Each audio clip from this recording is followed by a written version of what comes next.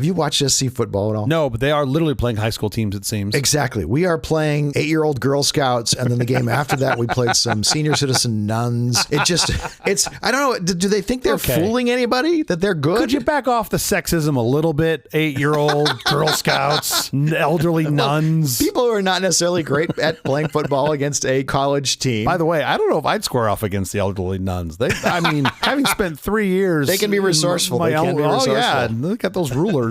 Hurts like hell. Texas played San Jose State. Yeah. And then they blew them out of the water and were very excited. I'm like, of course they did. Of course you did. In some ways, you look at that and go, you should have beaten them by more. Yeah. Well, how much did you pay them, right? It was your home opener. And my understanding is on these home openers, typically you're paying them to come let you beat them up. It's show business. You're just trying to pretend like you're a much better team than you are. But it's not supposed to be show business. It's supposed to be competitive football, but it's become show business. No one's fooled. I think a bunch of people are fooled. I think a bunch of people know the inner workings of this. Quiet, please. But I'm excited about next week's game because they're playing that D1 team from the Helen Keller School for the Blind, and I think they're gonna do great. In 4, 3, I'm in for that. 2.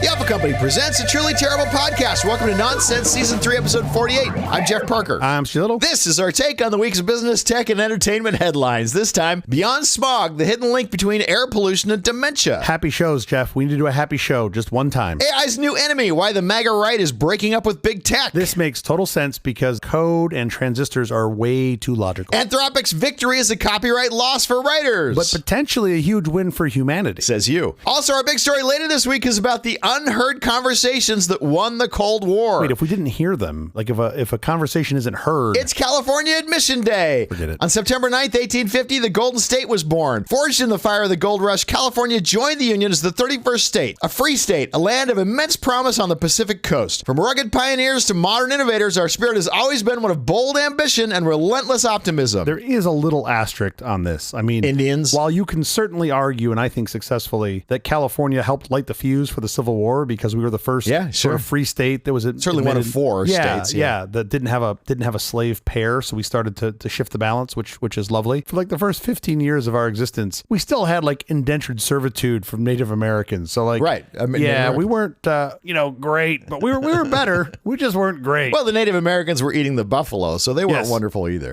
California's economy is the largest of any U.S. state, and if it were an independent country, it would be the world's 4th largest economy, ahead of countries like Germany and Japan. That is just always mind-bending. Oh, yeah. I know this stat. I've been to those places. It still breaks my brain that we are bigger than Germany and Japan. California's economy is massive. As the most populous state in the U.S., 1 in 8 Americans lives in California. All the fun ones. And they're all still represented by just 2 senators. Yep, that's all you get. Absolutely ridiculous. The state's fields and orchards yield an incredible diversity of crops and produce, more than half of the country's vegetables and fruits. That's amazing. It's amazing that half of that produce that we consume in this country comes from basically the Central Valley. The internet, the entire internet started 3 miles from where I'm sitting right now at UCLA. The midpoint between my house and your house. Absolutely amazing that came out of UCLA and it is used around the world. Yeah. I still feel like we could ball it up, throw it away, use what we've learned and make a way better system. Yeah, of course. I mean, this is why the internet goes down often, is because it came from UCLA. California is the largest economy in the world to be powered by 2/3 clean energy, and for some parts of the day has been powered by 100% clean energy. That's that new PepsiCo product, the Crystal Coal. That's the clean stuff, right? Pretty sure that's it, yeah. I was happy to read that along with Washington and Oregon, California is stepping up with its own vaccination recommendations because of the CDC falling apart. We need to do our own employment and inflation numbers as well. Is the California vaccine recommendation to not take them? No. Oh, no, wait. No, that's the other. It's a science-based community out here on the coast. Weird. We like science. Does that even work? I don't know. I am so beside myself with what's going on in the U.S. that I'm really more than admission day. I'm looking forward to California exit day. The rest of the country doesn't like us. Fine. Let's all go our own ways. That's a big border we got to patrol. And we'll patrol it vigilantly. Although I do think we'd have a California passport would be pretty cool. Oh, yeah. All right, I'm in. How is your week going, sir? You know, most of my weeks are littered with some form of science or another. This week is going to be an especially fun one because I get to punch that golden ticket that everybody gets to your entry into middle-agedness. You have reached that age. I have reached that age where you are now old enough to to start looking at all the parts you've been abusing for decades. That's sort of the world that I'm in. Yeah. So I have my my colonoscopy tomorrow, which means I'm grumpy. Oh, congratulations. And I haven't eaten today. Anyway, that's a fun prep for the moment. I'm an experienced faster, so I'm not too worried about this. It's relatively easy, but always the first couple days of the hardest. Why are you an experienced faster? Mainly because I on very poor advice, would abuse my body in my 20s. I remember fasting, like I do like 7-day fasts, and I was like, oh, after my third one, I was like, this is easy. I wonder how long I can go. Oh my. And that was the premise for not eating food for like 32 days. And why would you do that? Just to see if I could. It was literally just to see if I could. And I could. But then like muscle started melting off me, and I was like, oh, this is probably a bad idea. Of course. This is probably a bad idea. I've made lots of terrible decisions. But here's the thing, and especially then, but even now, even for a couple days, what I miss the most of the process is cooking, because I love to cook. It's such a huge part of my life that when I'm fasting, I mean, I'll still cook, but like it's just, I'm like, this isn't fun. And like earlier today, I walked by one of my big green eggs, and it just, I swear it looked at me with like a little tear in its eye. And it was like, you used to love me. Anyway. You used to. He'll get over it. So yeah, colonoscopy it is. Hopefully we find nothing of interest. Do you look at the big green egg and just say, one more day, sweetheart, you and I are back in business? We'll be together again soon. I miss you. You write letters back and forth. It's like we were at little letters back and forth. Yeah, they are love letters soaked in beef tallow. I'm gonna get through it. Everyone is like, oh, what a bad day. I'm like, it's painless. It's fine. This is the worst day of my year. It's a pretty good year. Yeah. It's really not a big deal. And the stuff they can discover and the troubles they can save you from, totally worthwhile. I did ask my doc if he could keep me awake, and he said, why? And I said, because I want to drive the camera. And he then looked at me like I was an idiot. So, well, you kind of are. Well, we've all ended up in the same place now, haven't we? Do they do colonoscopies with people like semi-awake or awake? To my knowledge, no. I think it's mainly a muscle relaxation problem. I mean, if you think about how important the muscle of your sphincter is, your rectum is, my hunch is they don't want you to be fighting the input when it's mainly an output device.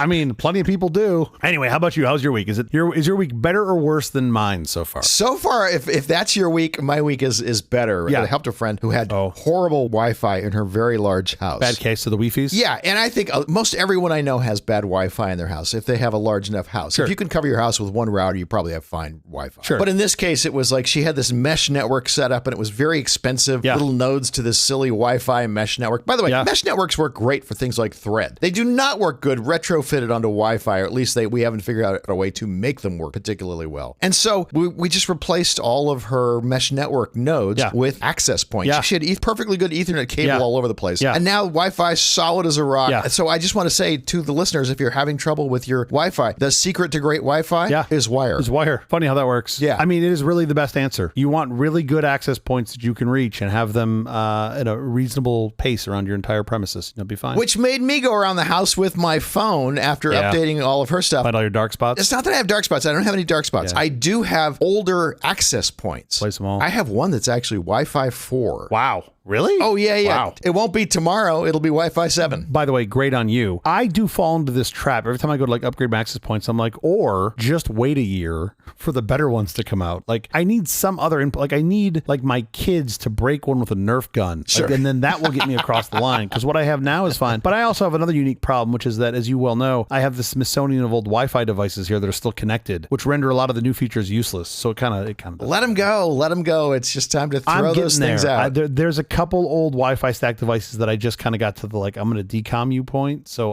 the prices have really come down for access points too. Oh, totally. Wi-Fi 7. It's great. Fantastic. Shall we get to our headlines? I'm in. Breathe at your own risk. Study connects air pollution to dementia. A study of over 56 million people has established a direct link between long-term exposure to PM 2.5, tiny particulate matter with a diameter of 2.5 micrometers or less, and an increased risk in developing Lewy body dementia, the third most common type of dementia. The research shows that while PM 2.5 exposure doesn't necessarily cause the condition outright, it significantly accelerates its development in people who are already genetically predisposed. The study also found that PM 2.5 can cause the buildup of Lewy bodies, clumps of alpha-synuclein proteins in the brain, which leads to nerve cell death. So they did this in mice. They basically had mice take little hits of of PM 2.5 through their nostrils like a couple times a day, which doesn't sound like a great gig. By the way, when we have fires in LA, our particulate matter is much larger than 2.5 micrometers. Yeah, I think the larger is actually better. I think you've got a better chance of filtering it out as a body, I think. I don't know. I'm certainly no expert in this. Yeah. But it's like the little stuff is really bad. You find markings of this in people's bodies and you're like, oh, this is not good. We're not clear that it's causation versus correlation, right? They're clear in the article to say, hey, this isn't clearly showing that it causes, but they're pretty confident that it certainly helps you. It accelerates the development is what they said. Someone who's predisposed to it, this is going to accelerate their decline. Yeah. So this is not great. And then these alpha-synucleins, these clumps of proteins in your brain are just net bad.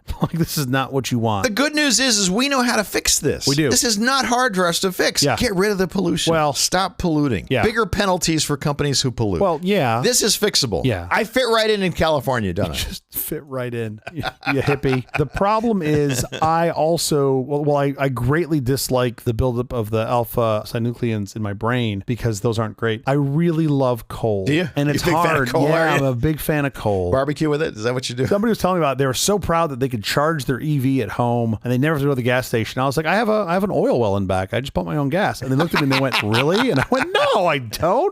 Who does in California, although you wouldn't have the refinery, you really could have your own oil well. Yeah. Only if you're a middle school in Beverly Hills. Then you certainly can. Drive to the airport on La Cienega and there's just oil derricks everywhere. The good news is we are generally, in some places like, California, that trend line is down and to the right, which is great. That's what you want, right? And this is why I think whenever people complain about CARB, I'm like, but I really like having clean air I can breathe. I like not getting Lewy body dementia. I'm kind of a fan of not having that accelerate in my body. Would like to avoid that. The problem is then if you have to have a catalytic converter in your car, it's taking away my 28th Amendment right to polluting the world. Is that the 28th Amendment? Yeah, I missed some of those later converters. rights. Yeah, no catalytic converters was the four founders really saw a world where you could run straight pipe and no catalytic converters on your cars. Is that right? That's how it's been told to me. Which one of the forefathers was driving the internal combustion engine car? Stu. Stu? Yeah, Stu Garrett. Stu was the big... I don't remember his name on the Declaration of Independence. Well, they ran out of room at the bottom. It's signed on the back. A lot of people don't see it, but it's on because you don't see because they don't ever copy the back. Yeah. They never copy the back. They just copy the front. Also, it says on the back, just kidding about the guns thing, but hey, whatever.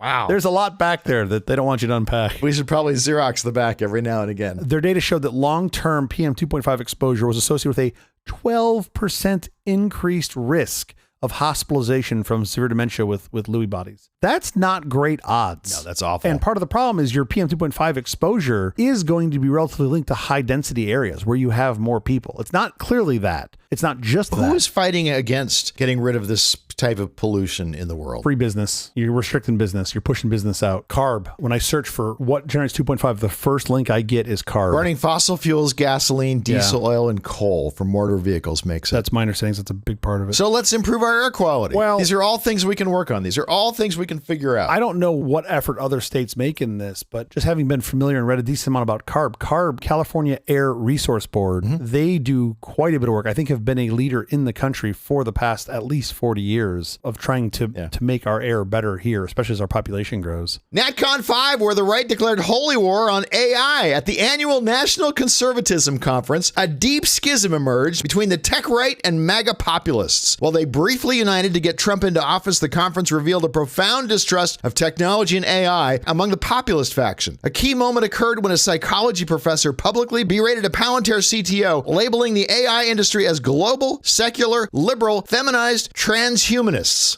Okay, I'm going to stop here for just 1 second because the word transhumanist, I had to look this up. Yeah. Advocates for the use of science and technology to fundamentally enhance the human condition, rooted in the belief that we can and should transcend our biological limitations, such as aging, disease, and cognitive constraints. Things like, say, polluting PM 2.5. This is just fascinating to me, this whole story. No. Yeah. I just have to take a deep breath because I look at this and I'm like, I think that science is a good thing. I think this is actually what we were trying to 100%. do. So we don't all have a, life expectancy of 38. Like I think we were looking to get past that. And then also I always love the folks that are saying, these things are terrible and they have their list. I'm like, but you benefit from the majority of those things. Every single one. Yeah. Globalist. Fantastic. I think that's super important. Yeah. In a world with nuclear weapons, super fantastic. Yeah. Can't preach strongly enough. Yeah. Survival of the fittest is nonsense. Yeah. Absolutely, you want survival of the friendliest. Look at the dogs. They know how to do it. Globalism, family. Secular, fabulous. Liberal, wonderful. Feminized, absolutely. We females should be treated every bit as males. Equal pay. I'd be okay with that. Where's our ERA? Heck, how come that hasn't passed yet? That's crazy. Yeah. Transhumanist, great thing. I'm going to stamp approval on every single one of these words. But I could argue that your stamp of approval is all, it's easy to say that it's all subjective. I'm saying the folks who say this, but you've benefited from science. You've benefited from these things. That's very true. Have you ever been, I don't know, sick? Have you ever had a pill? All of these things that have gotten us longer to where we are, so that who says this has the benefit of being able to say it was through the progress of science. You people use cell phones? How about it? How many of you here have cell phones? But unfortunately, I missed this. I was hoping to catch this particular session, but it was difficult for me to get to the Palantir CTO section because I was in the previous section that was all about cleaning your sheets, keeping them white. The white sheets, whiter, and how to build structures out of 4x4s in a cross-like configuration.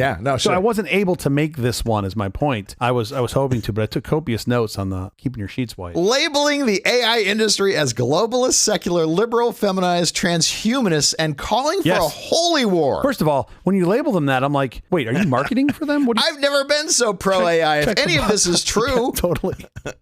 I love how that gets you over your hurdle of copyright infringement. You're like, oh yeah, this actually kind of makes sense. This kind of makes sense. No, I'm not. No, it's not that good. This animosity fueled by fears over cultural erosion, family values, and the perceived hubris of tech creators overshadowed any potential benefits. Now, I'm with you on the hubris of tech creators. Not my thing. Family values, I don't know, really? Your guy, grab him by the pee? I'm not sure family values applies to any of you. Only you when have lost all standing to discuss family values.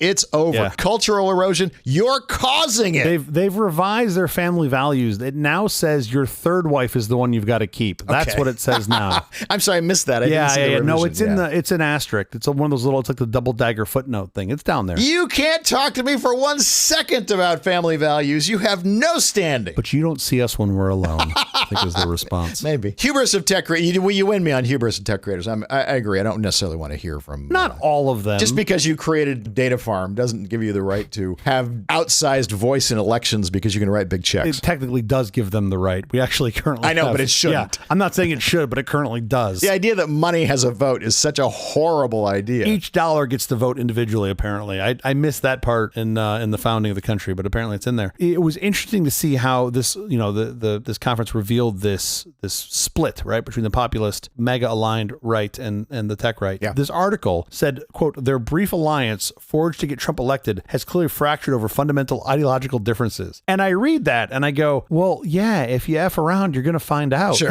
Are you surprised? Like, really, you're surprised? I took the snake in because it was going to die, and I brought the snake back to life, and then the snake bit me, and I'm very confused by why this happened. It's still a snake! Speakers, including high-profile Trump allies, portrayed AI as an existential threat to Western civilization, a sentiment that was met with widespread applause and made it clear that the alliance between these two groups is fractured. By the way, they were also upset about autocorrect. I also found this quote fascinating. Apparently, AI is only going to take apart Western civilization. Eastern civilization is fine. They're fine. great. They're fine. And even the Southern civilizations are also fine because it's winter at the other time down there, apparently. You can't try to ascribe logic to any of this thinking because none of it applies. I would love for these people to just think. Use your brains. You are benefiting from science, left and right. Where am I losing you? I have extremely bad news for you. They are. This is it. This is the amount of processing power you're getting. The end. This whole conference had the very light smell of tires burning, and it was from them all thinking.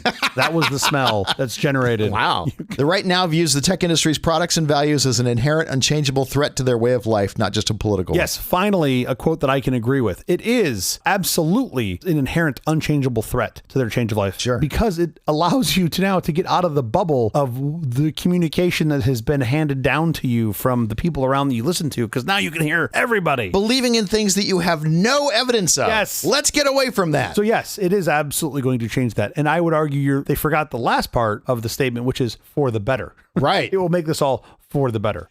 AI wins the $1.5 billion payout that screws writers. A historic $1.5 billion settlement between Anthropic and 500,000 writers has been reached. It's a loss for authors and a victory for tech. While writers stand to receive a payout of at least $3,000, the lawsuit was not over the use of copyright material to train AI, a practice a federal judge has already deemed legal under fair use. Instead, the case focused on Anthropic's illegal downloading of books from shadow libraries to train its AI. The settlement prevents a trial and sets a precedent, even though the core issues of AI training on copyrighted material remain legally ambiguous and the subject of many ongoing lawsuits. So there's a bunch to unpack here. The first part is, I'm not sure I'd call this a win for tech because you haven't actually resolved the usage issue. You've now got one precedent. Yeah. Well, I think you've got other judges can hide behind should they need. Well, yeah, but also the statement that it's ambiguous. It kind of isn't. It still is in my mind legally ambiguous. But in this particular judgment, what he said was not terribly ambiguous about usage. Was that he felt? Yeah. What's the judge's name? Alsop, I think. That he noted that, quote, the training use was fair use. The technology issue was among the most transformative many of us will see in our lifetimes. Yeah. We're still going to hash that out. That part's not done. Well, the part about it being transformative is done. I think it is going to be very transformative. The part about it being what is fair use and what is not fair use, we're still going to work that out. Yeah, that's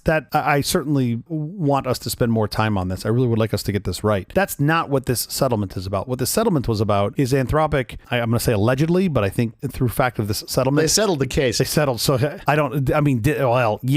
paying $1.5 billion for something you're saying you didn't do? It seems kind of easy to connect those dots. Shareholders might want to sue you if you are. I feel like maybe this is a no contest plea, but I don't know. They just raised like $13 billion. So this $1.5 billion settlement, this is nothing. But the point is, they did something that was definitely not right, and they're paying for it. I would not call that a win for them. So at least there's a path through this. Oh, no, because they're getting to pay for it after the fact. Yeah, I know. And they're not having to pay a large amount to each. You can't unring that bell. Yeah, you can't unring that bell. There's no unringing of that bell. So that part is interesting to me. But we still got to figure out the bigger issue here. This only applies, by the way, to authors who were within the class of the lawsuit. Yeah, of course. Everybody else who got violated, they can still sue all they want. I think they did a pretty good job, though, of identifying who was in this class. So I think they covered most of the folks that were in this because they knew based on what was downloaded from the library. Mm-hmm. So I don't think there were a bunch of people that were missing. I think there were ones, as you're implying here, that opted out and said, no, I'm going to go on this my own. Okay, good luck. They can. See where you get. It's expensive, but they can. They Napstered a bunch of books to train their AI on, they being Anthropic. And this is the settlement for that to avoid a trial. Preferred to steal its materials rather than pay for them. Yeah, borrow. Read out loud. Well, yeah, so it'll be very curious to me to see, first of all, what the outcome of this whole, I don't even want to call it fair use because it might not end up under fair use. It may end up under some other categorization of licensing. But however this gets resolved, the ability to use content in AI models, will it be retroactive? Like what happened? What if it's more than this settlement or less? Like, I don't know, right? I'm sure it'll be a consideration. The traditional number is not 3,000. The traditional number is up to 150,000 per infringement. Quite a bit more. Yeah. But I'm saying in a non-infringement world, in a licensed world, in a world of use. What does this look like? And who knows, right? We're so far away from even understanding what that looks like. I am pro AI. I think AI should be able to use all the information in the world that they legally license ahead of the fact. Yeah, but we don't have a licensing mechanism for this right now. Ahead of the time. Yeah, I mean, I think this is where it's very hard for me to argue that there shouldn't be some compensation there. But my argument is we don't know what that looks like yet. But make the deal before you use the information, before you shovel the information into your system. Whatever the deals you make going forward, I think it's reasonable to be retroactive about that too. I don't think that will happen, but I think the retroactive deal will be carved out something separate, and then you'll have your go forward deal. I don't love that. Yeah, I know. You make a go forward deal. You don't change the rules on people who are under rules that applied previously. We don't pull the carpet out of someone who has written a book before the AI rules change. We do all the time. We do all the time. But we shouldn't.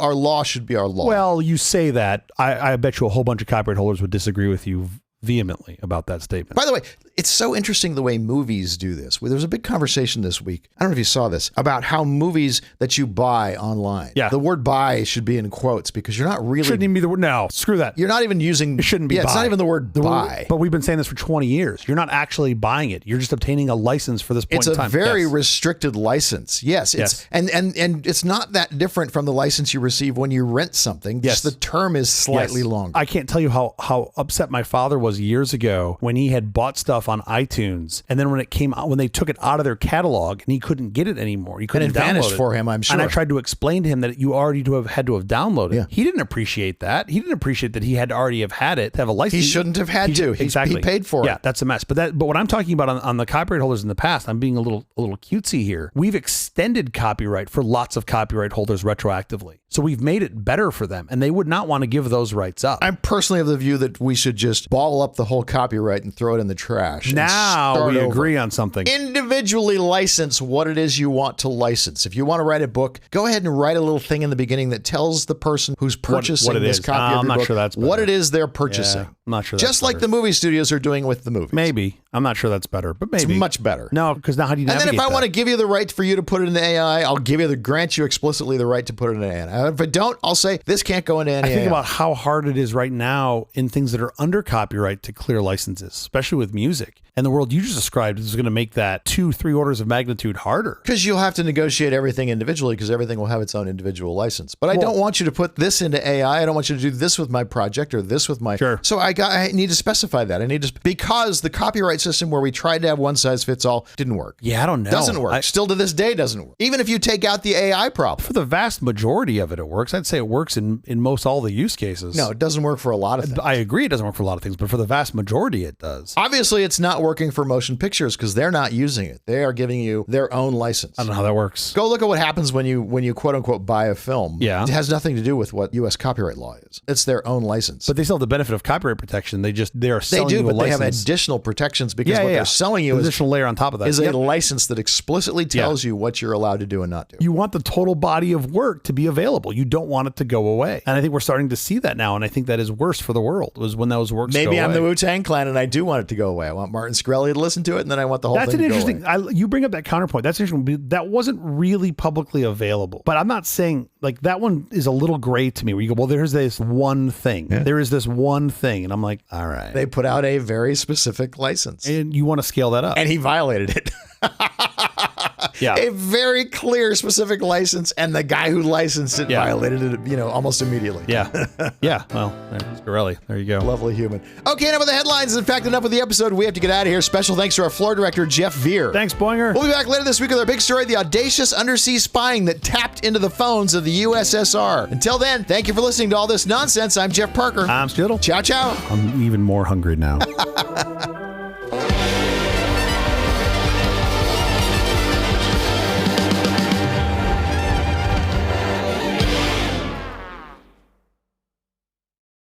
Introducing the IC chip. It's not just a chip, it's a revolution. A single tiny slice of silicon that holds thousands of electronic components. The tangled messes of wires and bulky vacuum tubes, gone. Engineered by the visionary minds of Jack Kilby of Texas Instruments and Robert Noyce of Fairchild Semiconductor, this invention is more than an advancement. It's the future. And where will you find this first powerful piece of progress? The Micro Module, a military computer specifically designed for missile guidance. It was a breakthrough in miniaturization, but it was still a complex system of interconnected components.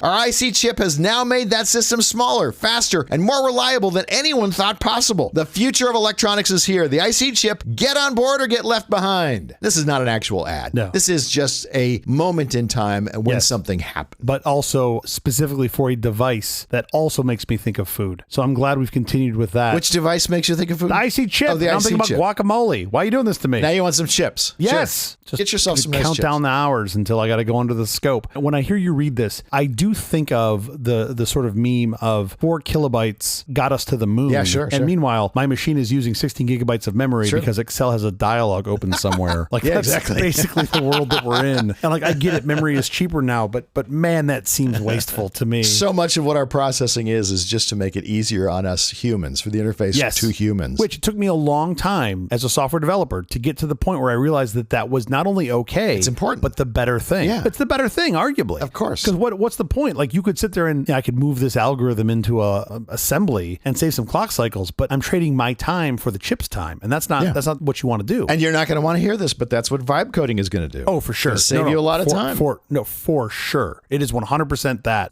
part 2 or part 3, I guess. That is it, right? Microcode to assembly to a high level language to vibe coding, and we are all cooked. Oh, no. We're all in great shape. It's going to be a wonderful world. Okay, listen, you have dodged this question long enough. enough. I need to know the year. Actually, there are 2 years represented here. 2 years. You can give me either one. I'm happy for you to give me either one. Yeah, what's the ask? Year for what? I need the year of this ad. What would this fictitious ad? When would this ad have existed? Oh, that's easy. What are we? Okay. 2022. Big no. You're talking about like the integrated circuit. Yes. Okay. I know it predates Intel. Intel was the late 60s. Yeah. So this has got to, I don't think it was as far back as World War II, post World War II, because we were still like ENIAC was vacuum tubes. That was the 50s, mid-ish 50s. Robert Noyce was still with Fairchild Semiconductor. That's a big hint. Yeah. So I'm going to guess early 60s, maybe like at the latest mid 60s, 65. I'm going to say 63 to 65, somewhere in there. Okay. That's my window. Do you want to know the actuals? Well, yeah, I don't want to live around in ignorance like I already do.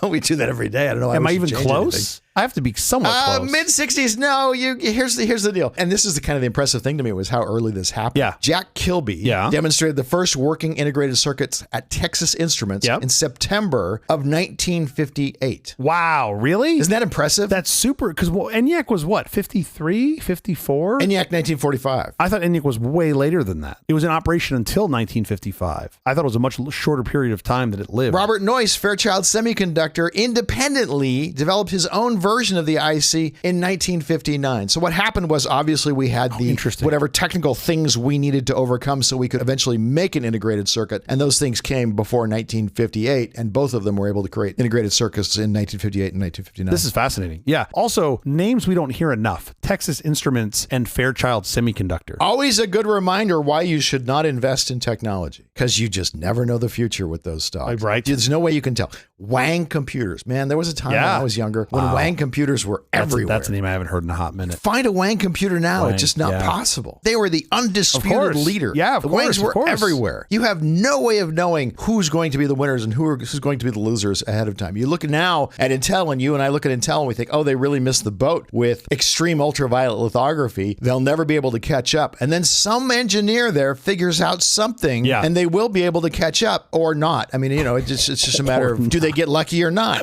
I like your alternate outcome. So yeah, 1958, 1959.